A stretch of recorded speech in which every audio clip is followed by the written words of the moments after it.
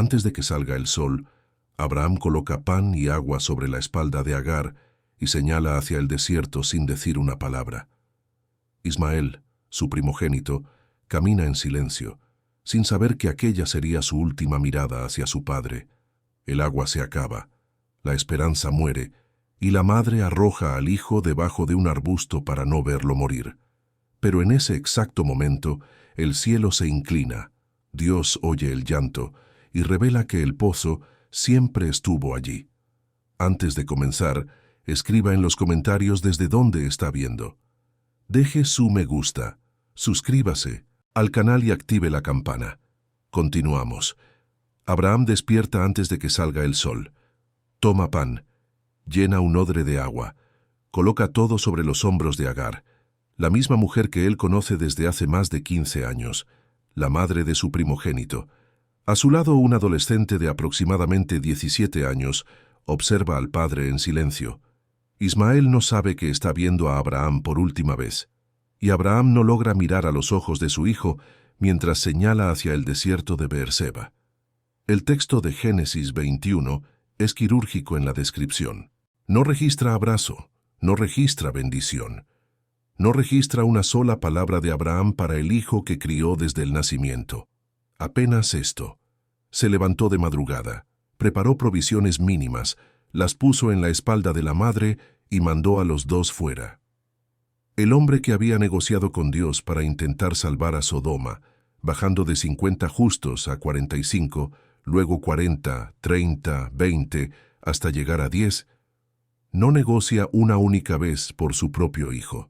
Silencio absoluto. Para entender el peso de esta escena, usted necesita volver casi 2 décadas atrás. Abraham tenía 75 años cuando salió de Harán, obedeciendo a una orden divina que prometía descendencia numerosa como las estrellas del cielo. 10 años pasaron en Canaán. Ningún hijo. Sara, su esposa, ya había sobrepasado los 80 años. El cuerpo no respondía más. La promesa parecía biológicamente imposible.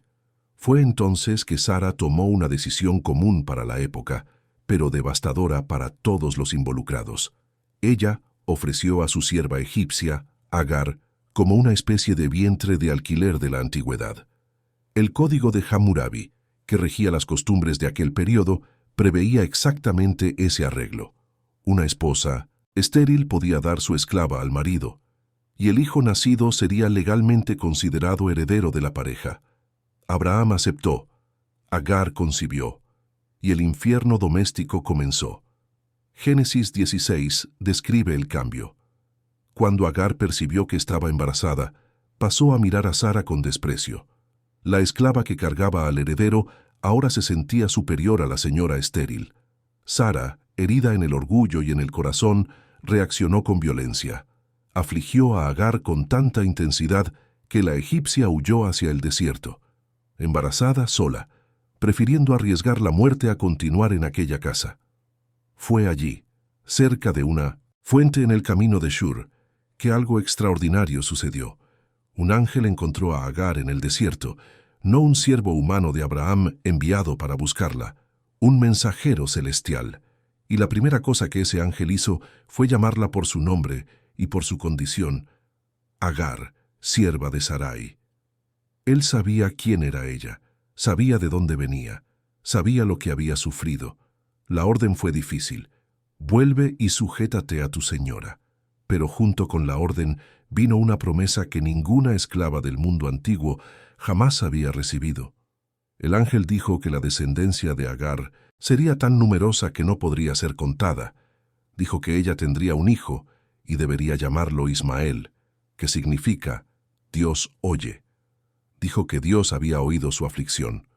Una esclava fugitiva, embarazada, abandonada en el desierto, recibió una promesa de dimensiones nacionales directamente del cielo. Agar volvió.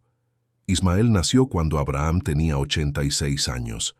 Durante 13 años enteros, él fue el único hijo, el primogénito, el heredero, el niño que Abraham enseñó a montar camellos, a cuidar de rebaños, a reconocer estrellas en el cielo nocturno. 13 años de convivencia diaria, 13 años de un padre envejecido invirtiendo todo lo que sabía en el único hijo que tenía. 13 años construyendo memorias, vínculo, amor. 13 años. Entonces Dios apareció nuevamente. Abraham ya tenía 99 años, el cuerpo encorvado por el peso de casi un siglo de vida. Y el mensaje fue claro. Sara, su esposa, tendría un hijo, no Agar, Sara. La promesa original sería cumplida a través de ella. El nombre del niño sería Isaac. Y la alianza eterna, la alianza que definiría al pueblo de Dios, pasaría por Isaac, no por Ismael. La reacción de Abraham está registrada en Génesis 17. Él cayó sobre su rostro y rió.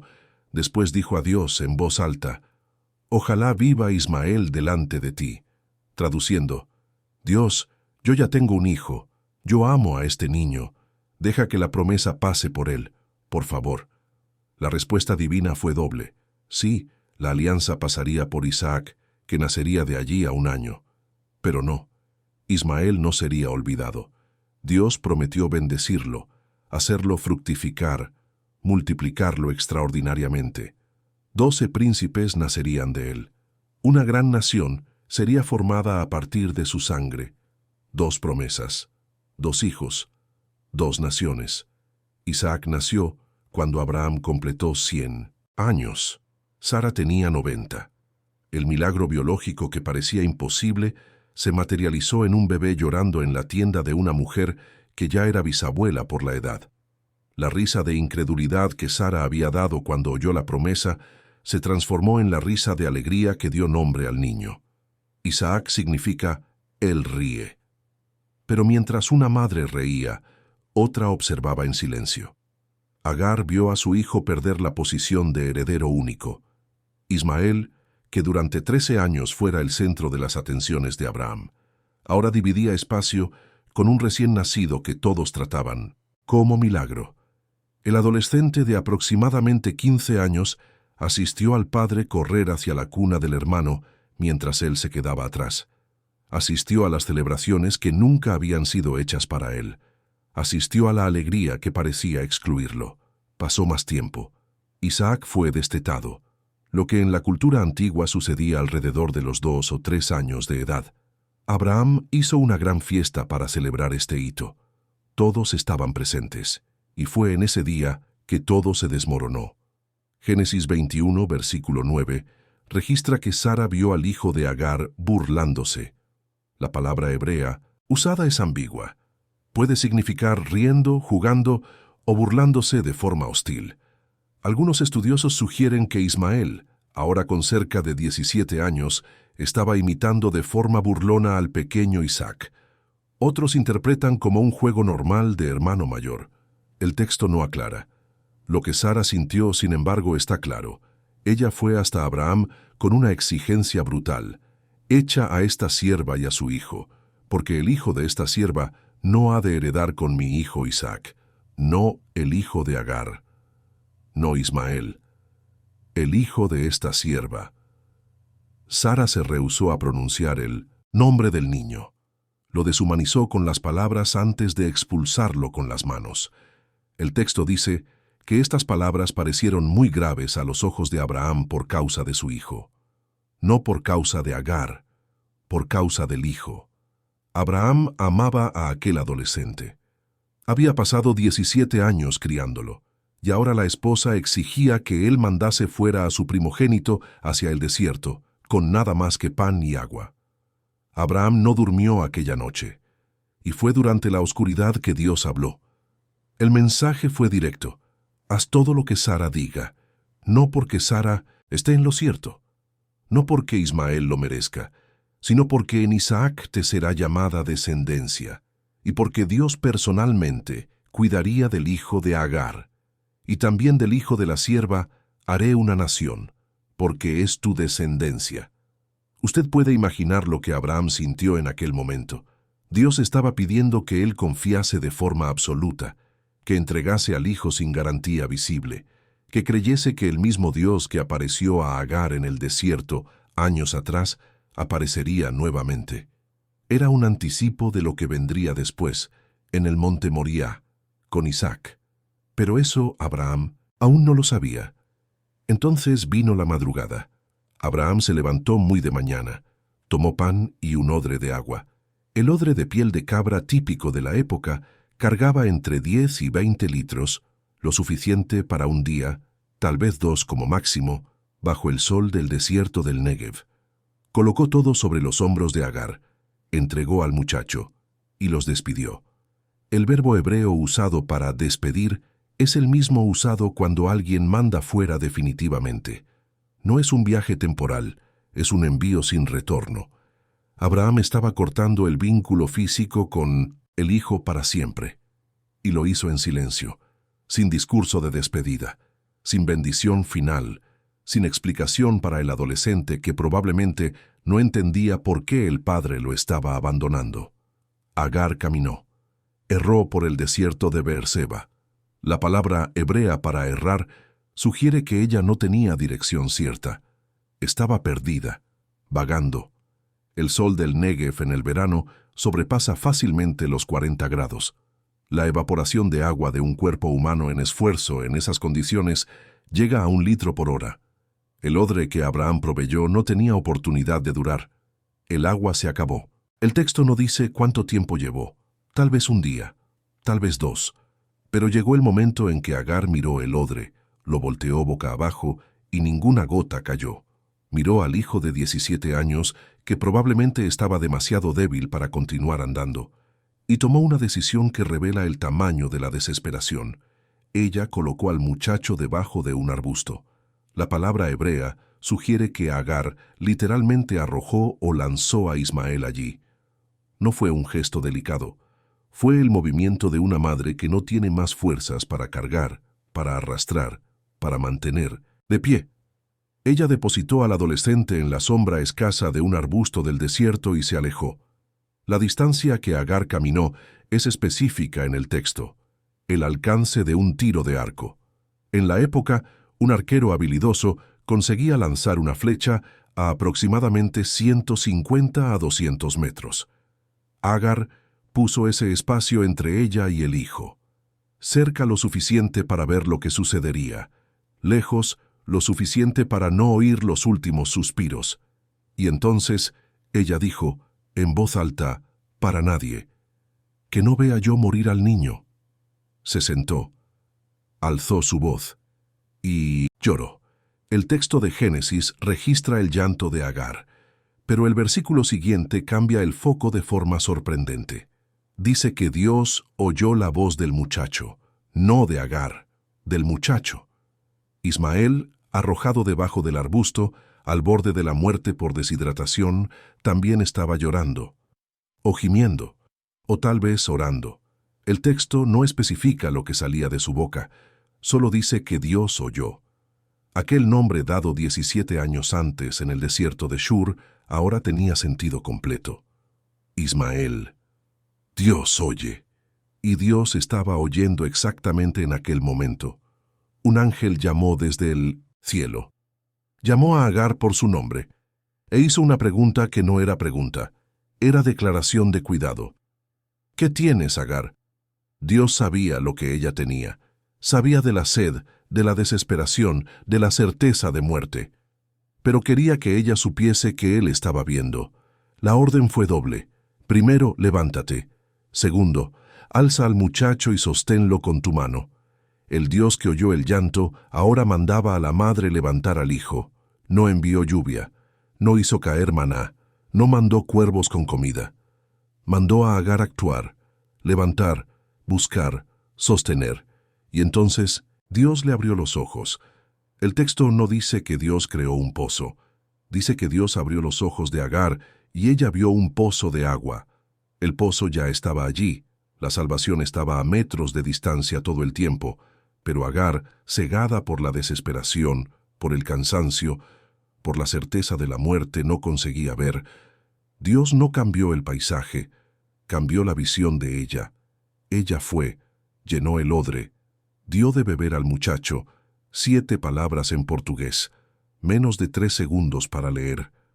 Pero representa la diferencia entre muerte y vida, entre fin y recomienzo, entre desierto y nación. Ismael sobrevivió. El texto de Génesis 21 se acelera a partir de aquí. Dice que Dios estaba con el muchacho y él creció. Habitó en el desierto de Parán, una región vasta que se extiende por miles de kilómetros cuadrados entre el Negev y la península del Sinaí. Se convirtió en arquero. Su madre, la egipcia que nunca olvidó sus orígenes, proveyó una esposa de Egipto para él. La vida continuó. Ismael tuvo hijos, muchos hijos. Génesis 25. Lista 12 nombres: Nebaiot, Cedar, Adbel, Mibsam, Misma, Duma, Masa, Hadad, Tema, Jetur, Nafis y Sedema. 12 príncipes, exactamente como Dios había prometido a Abraham 20 años antes. Cada uno se convirtió en líder de su propio clan. Tribus enteras descendieron de aquel adolescente que un día fue arrojado debajo de un arbusto para morir. La nación prometida se concretó. Los descendientes de Ismael se esparcieron por una región que iba desde Javila hasta Shur, territorio que corresponde aproximadamente al norte de la Arabia actual. Se hicieron conocidos como hábiles comerciantes de especias, controlando rutas que cruzaban desiertos enteros. Algunas de las tribus se especializaron en la cría de camellos. Los mismos, animales que siglos después cargarían a los sabios de Oriente hasta Belén. Otras dominaban el arte de la metalurgia, forjando armas y herramientas que eran comercializadas a través de todo el Oriente Medio. Ismael vivió 137 años. Es un número que pasa desapercibido para quien lee rápido, pero piense en la extensión de esa existencia. Nació como hijo de una esclava.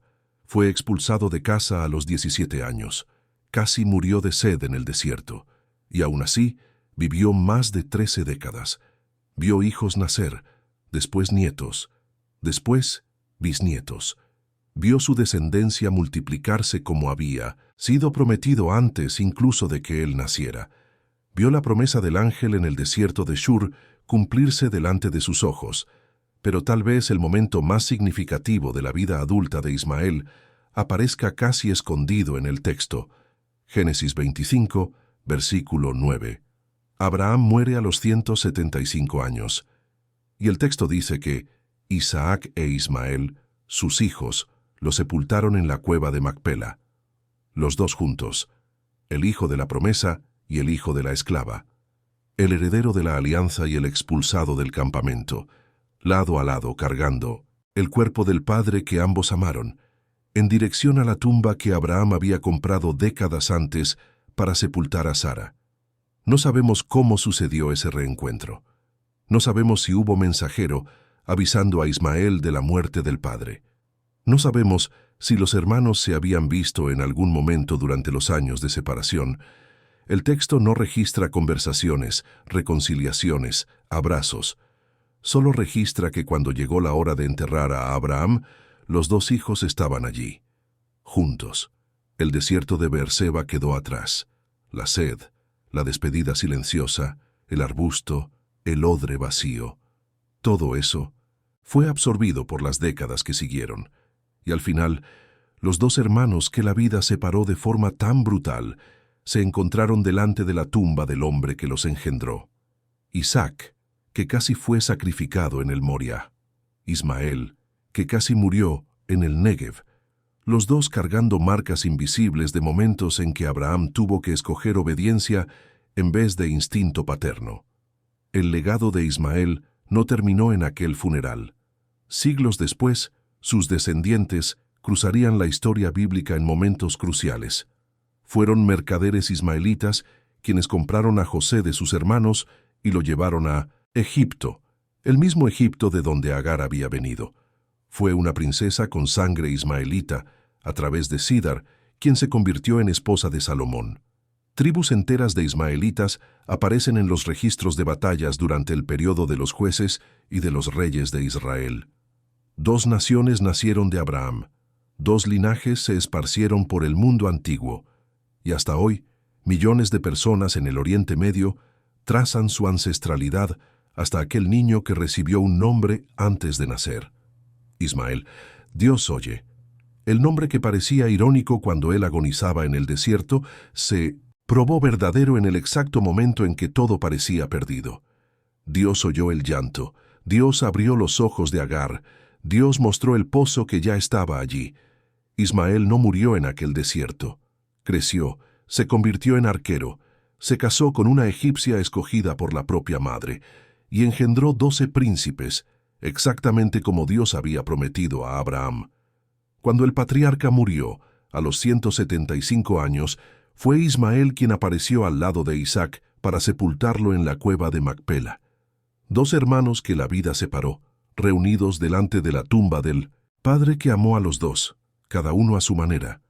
El desierto de Beerseba no fue el fin de la historia, fue el lugar donde Dios probó que oye hasta el llanto que la madre intenta esconder, que ve al muchacho arrojado debajo del arbusto, que abre pozos donde solo existía arena. Ismael vivió 137 años. Su nombre atravesó generaciones, y hasta hoy millones de personas en el Oriente Medio trazan su origen hasta aquel adolescente que un día fue dejado atrás, pero nunca fue olvidado por Dios.